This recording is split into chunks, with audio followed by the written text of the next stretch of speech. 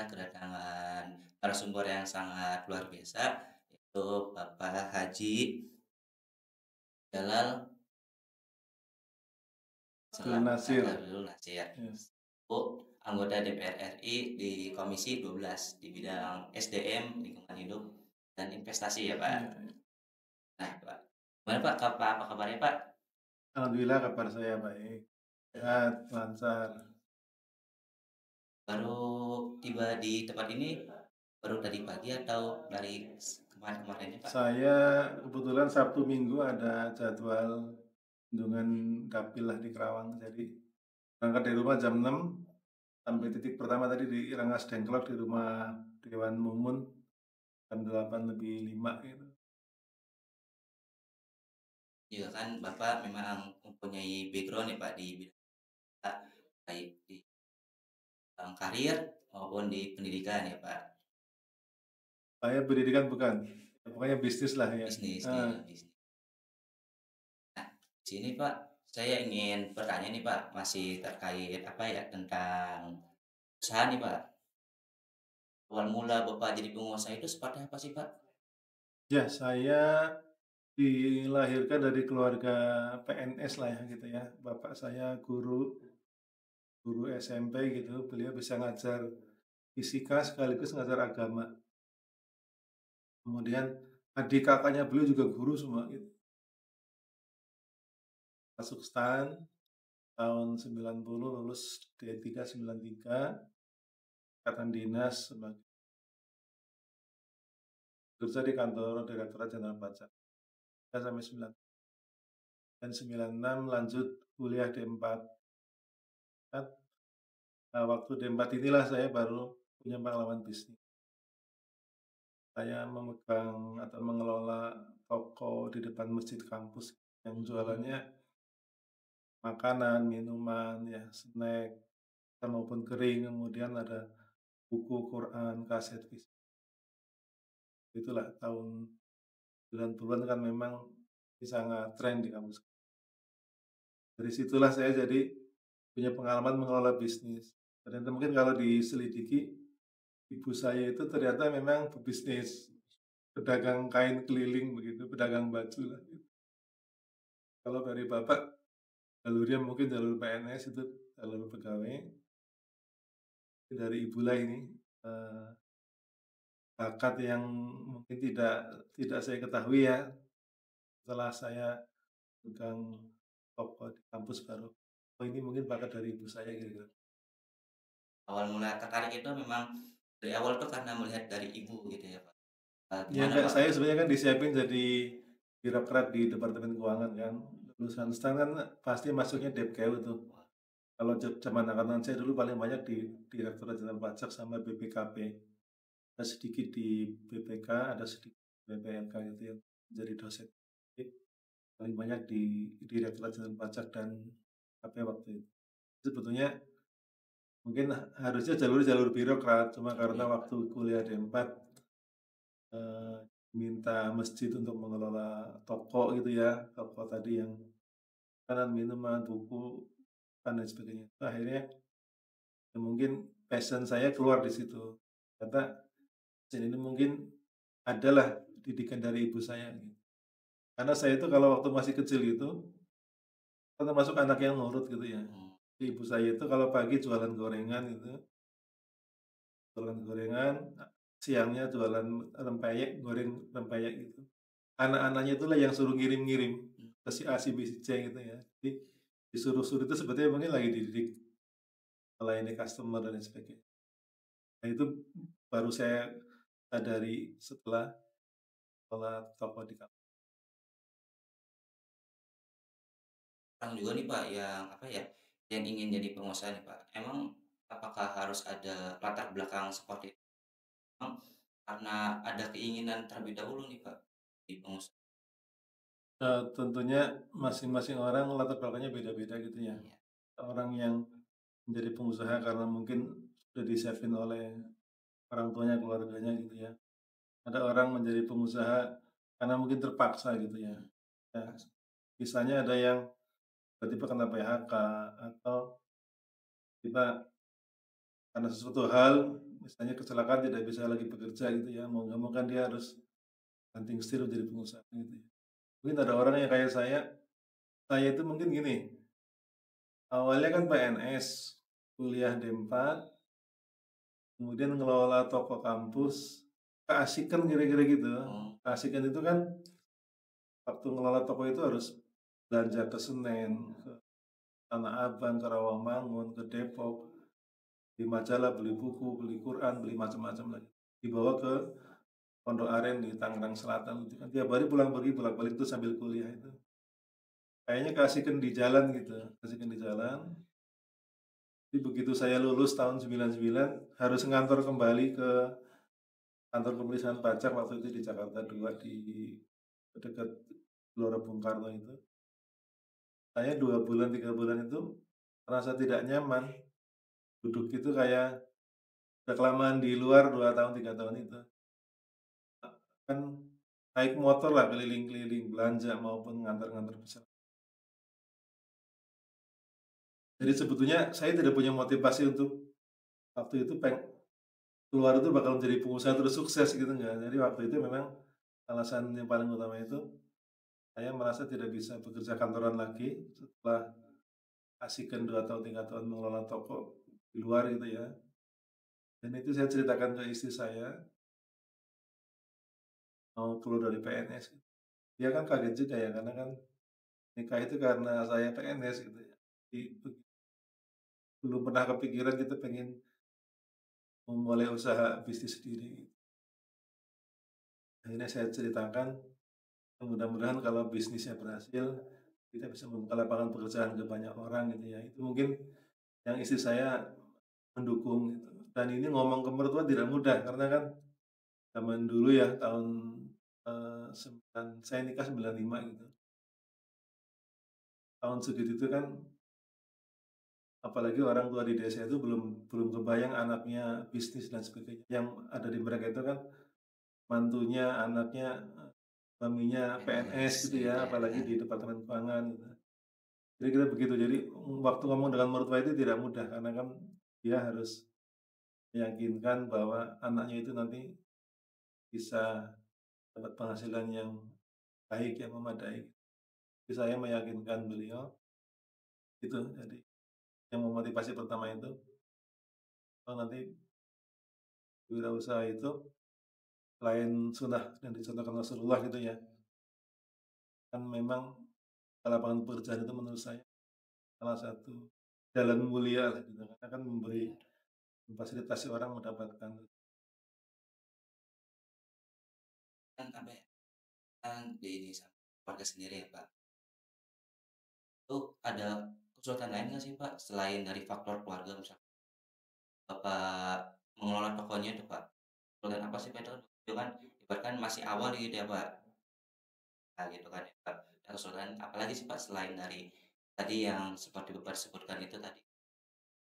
Kalau di awal-awal memang, karena kita udah punya pengalaman mengelola toko gitu ya, jadi saya waktu itu memposisikan sebagai produsen kaset VCD Muslim itu, sebagai bisnis awal itu.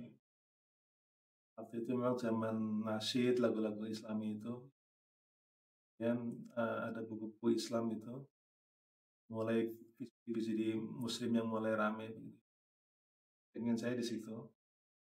Relatif awal-awal ya banyak kesulitan ya, hanya karena, marketnya sudah ada, tinggal bekerja keras saja waktu itu ya. Saya bekerja keras sambil nah hitungan waktu lah ya, habis subuh sudah kerja gitu ya, kemudian kadang-kadang setelah pulang sebentar berinteraksi dengan istri, dengan anak, sore masih lanjut begitu. Apalagi kalau zaman dulu Ramadan itu hampir itu, waktu kita habis memang untuk menyiapkan produk ya, karena waktu itu kan memang peak season di bulan Ramadan. Tadi usahanya kayak kaset gitu? Mhm, Itu kasih. Pak di pasar gitu, Pak? Ya, kita sebagai produsen aja, Produsen aja? produsen dan distributor, jadi, eee, customer-nya itu toko-toko di seluruh Indonesia, ada di beberapa kota. Itu memang rata-rata sentralnya kampus. Jadi ada yang di di Rawamangun ada toko, ya kemudian tokonya orang yang beli ke kita.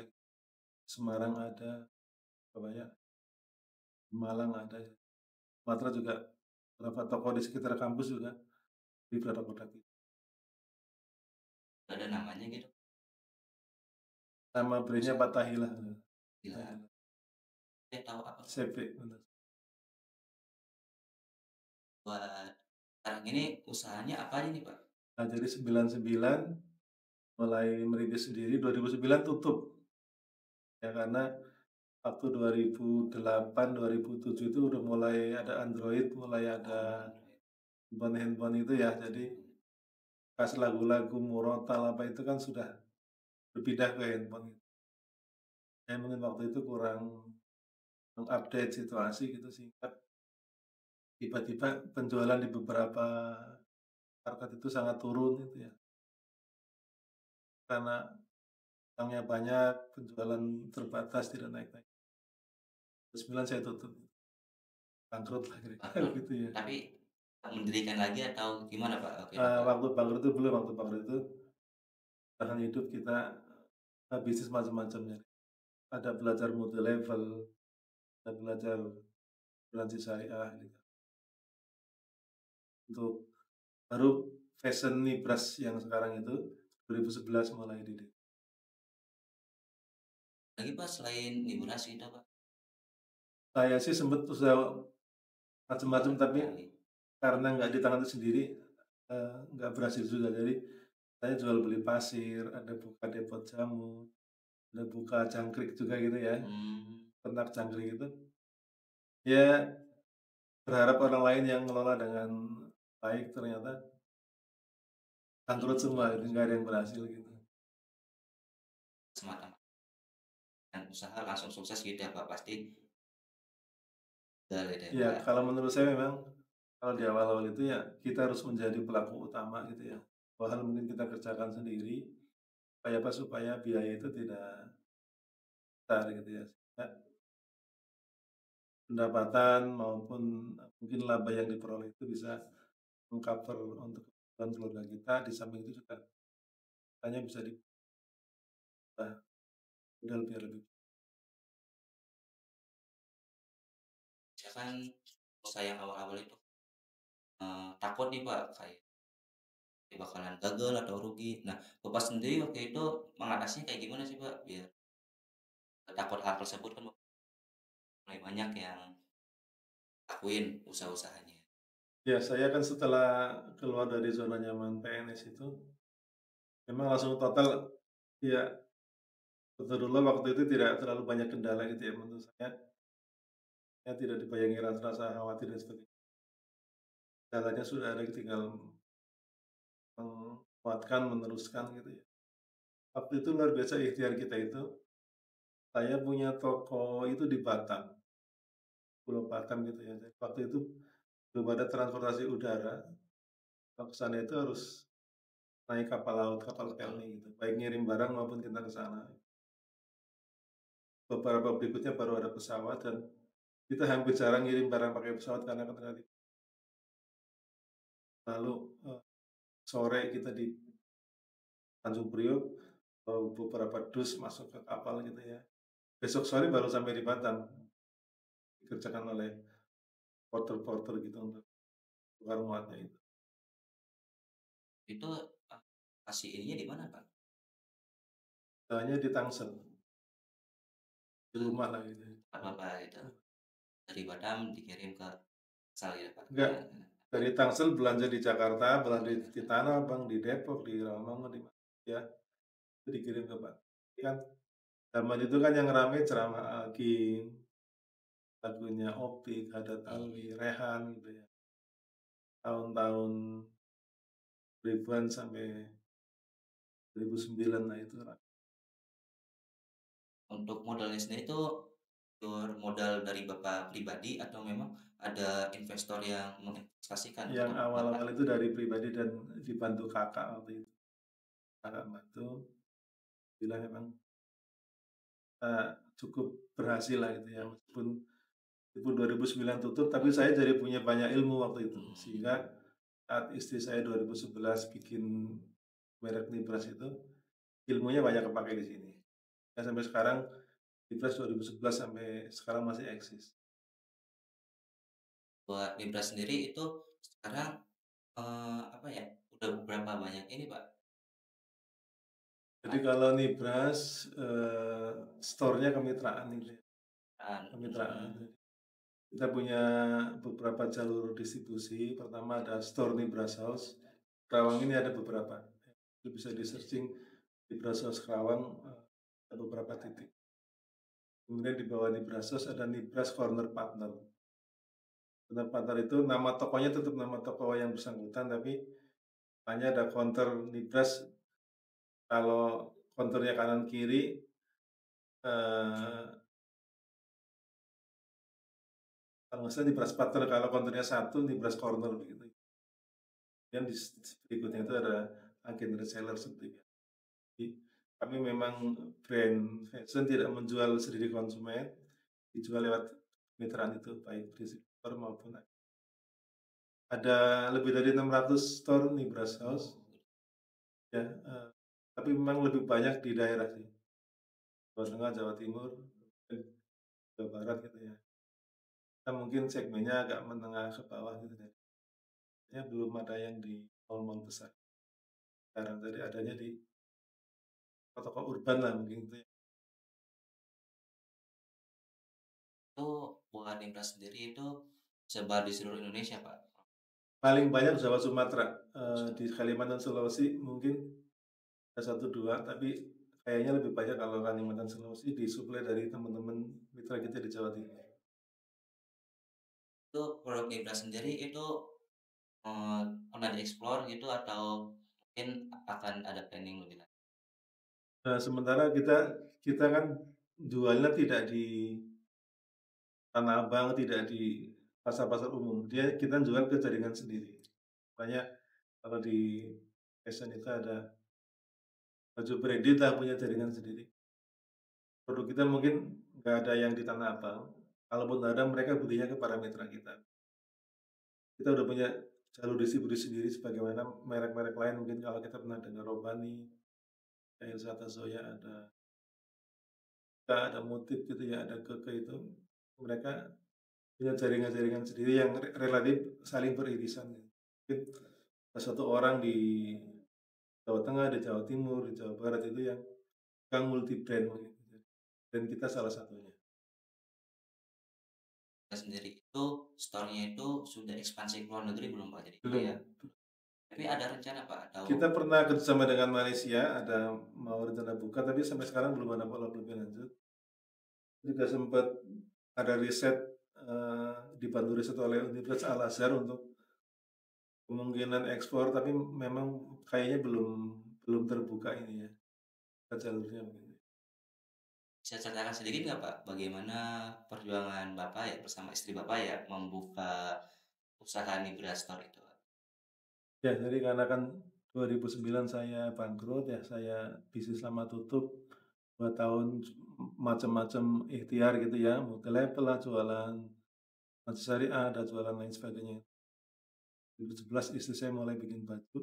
Nah, itu karena saya punya pengalaman di aset PCD sebelumnya, itulah yang saya pakai untuk, membantu marketingnya produk Libras ini gitu. Jadi, yang beli pertama kali itu Dewan di Tangsel namanya Bu Khadijah itu, temen ngaji istri saya gitu ya. Dia beli untuk anggota grupnya gitu ya. Kemudian ada beberapa orang yang beli, saya kebetulan nyari teman-teman yang pernah bisnis di sebelumnya untuk nitip baju gitu, ada di Rawamangun, ada di Bekasi, ada di Karawang waktu itu di Cikarang gitu. Jadi saya ingat banget kita, eee, mulai produksi Mei tahun 2011 gitu ya. 2 bulan atau 3 bulan berikutnya itu Ramadan gitu ya. Jadi sempet nitip-nitip di beberapa toko, setelah lebaran, baru mulai ada yang terjual gitu. Nah, ada satu orang di Bekasi yang sekarang jadi distributor di Bekasi itu yang ini habis lebaran lanjut nggak gitu. Akhirnya mulai lanjut dari situ. Itu waktu itu belum belum melesat. Jadi kita punya PR gini, jadi di tahun itu kan belum ada WA gitu ya, adanya SMS biasa gitu. Saya tiap hari itu SMS nomor-nomor handphone yang ada di majalah-majalah Islam. Dulu itu ada majalah Umi, ada majalah Sabili, ada majalah Hidayatullah gitu ya, majalah Anida itu kan banyak iklan-iklan toko-toko baju di beberapa halamannya itu, terutama di halaman belakang. Itu ada nama-nama toko sama nomornya, saya selalu WA gitu ya, Jalal marketing baju merek Nibras brand baru gitu ya, bla bla bla bla bla, Bapak Ibu yang ingin menjadi agen silakan hubungi saya gitu ya. Itu 2 bulan, 3 bulan nggak pernah ada yang bales. Mmm, mhm, Mungkin SMS-nya sulit lebih banget ya. dari ke 30 sampai 70 kontak lah kira-kira gitu ya.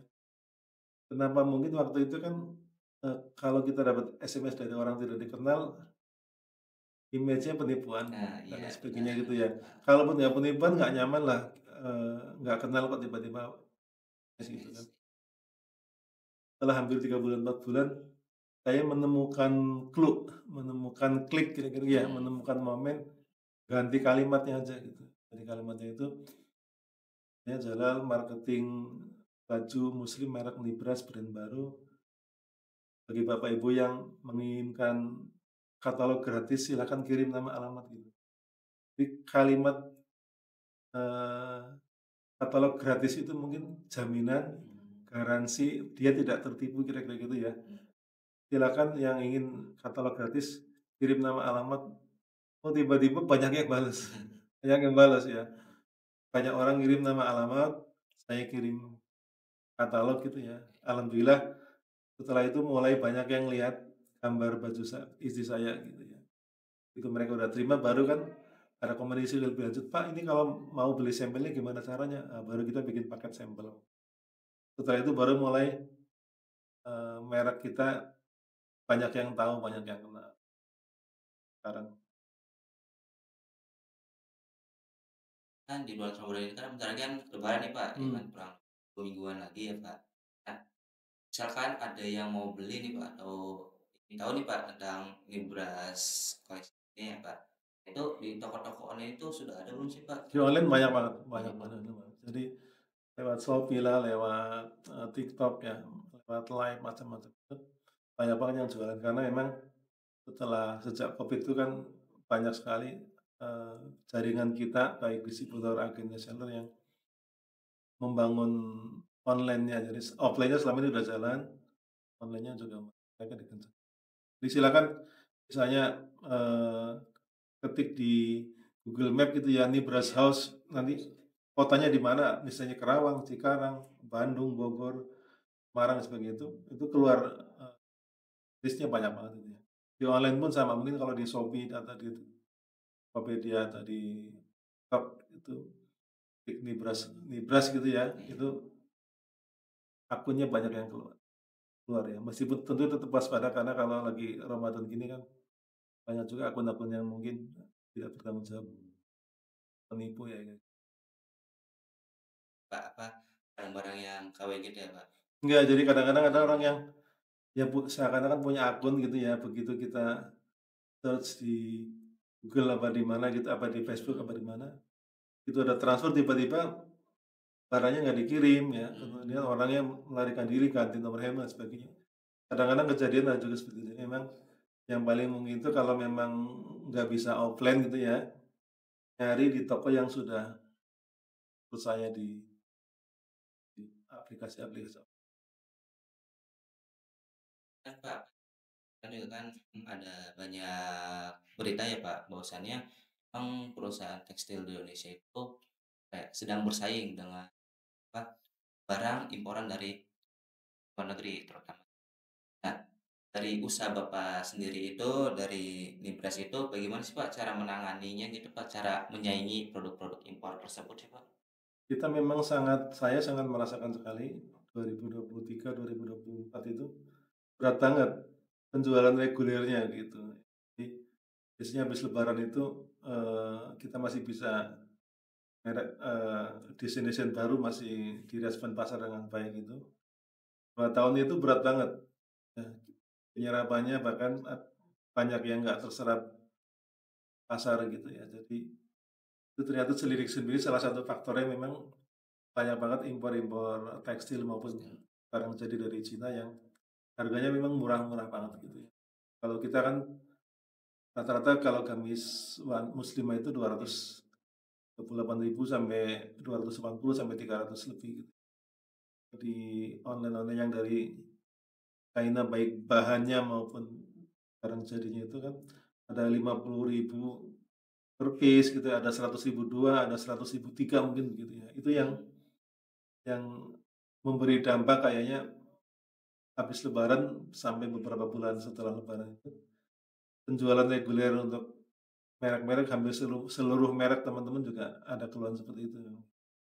Jadi kan memang di China ini kan punya kelebihan industrinya luar biasa ya. Semua produk itu produk apapun baik yang sederhana maupun yang rumit itu yang tingkat yang high tech itu juga mereka bisa memproduksi dengan harga jauh lebih murah daripada negara manapun gitu.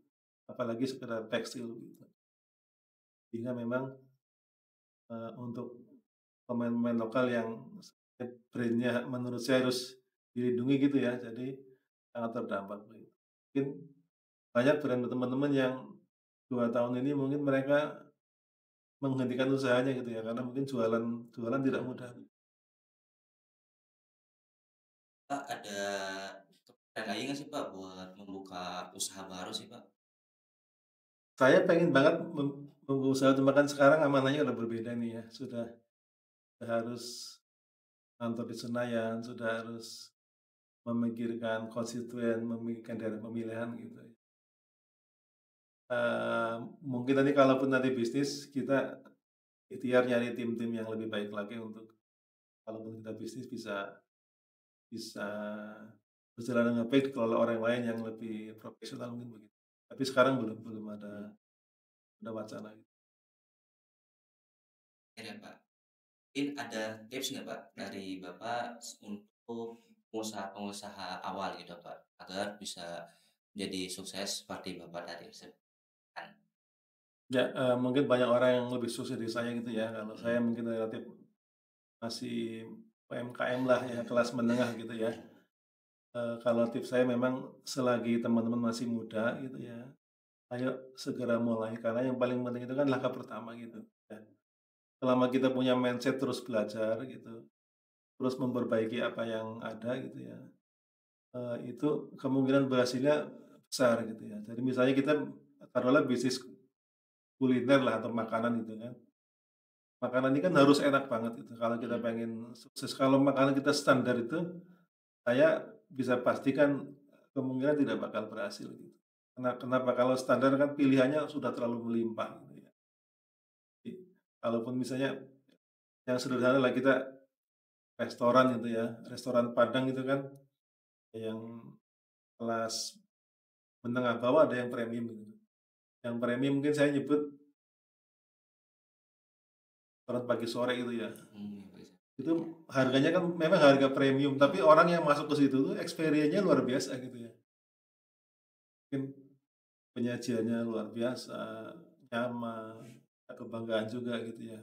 Kan menunya sangat beragam, puas banget lah kira-kira. Orang berani bayar sedikit mahal gitu ya untuk Mhm, pengalaman, kepuasan dan sebagainya yang memang sangat memuaskan gitu.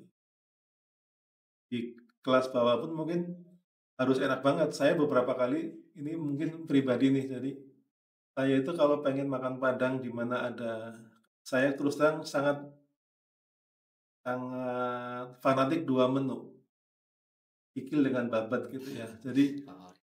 hampir di restoran Padang manapun sangat jarang ada menu babat. Tapi saya kadang-kadang meniatkan diri ke Serang gitu ya, hanya untuk Mhm, makan di situ ada babatnya. Karena memang sederhana tapi enak banget gitu ya menurut iya, saya gitu ya. Nah itu yang enak banget, kemudian penyajiannya menarik, cepat, itu kan salah satu clue untuk kita bisnis makanan itu ya. Kalau baju ya memang sekarang karena pilihannya sangat melimpah itu, inovasi desainnya itu yang sangat menuntut kita untuk sangat update, sangat inovatif, cepat, dan lain sebagainya. Bahkan dulu zaman saya memulai 2011 sampai 2016, 17 itu, ada baju yang satu model itu bisa diulang 2 tahun, 3 tahun masih diulang-ulang. Sekarang hampir nggak ada, sekarang itu 3 bulan sudah out of date, harus ada ganti baru. Hampir tidak ada model sekarang itu yang setahun lalu masih diulang-ulang, sudah hampir tidak. Ya, rata-rata harus ada model baru, lama itu hampir tidak, jarang di-repeat gitu. Nah, mungkin pilihannya sudah sangat melimpah gitu ya, tuntutan customer sudah sangat tinggi.